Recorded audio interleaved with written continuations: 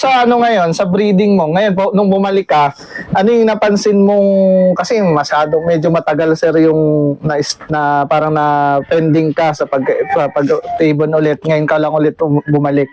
Ano yung napansin mong adjustment ngayon? Maraming pagbabago. Tapos ang mga player ngayon, Magagaling. magagaling na. Magagaling na talaga. Parang hindi na natin makakayang bumalik sila ng ano. Yung talagang Yung sunod-sunod na champion na ano, parang ano, katulad ng ibang nababalita ko talagang. Saka yung ibon na nakikita ko pag naga-loading, halos katulad na rin ng yung ibon ko na ano, nabili mo ng makikinis talaga na magaganda na talaga. kasi saka madami ng ano, nakakakuha na din sila sa Manila ng magagandang ibon, magagaling na ibon dun sa magagaling na pansiyer.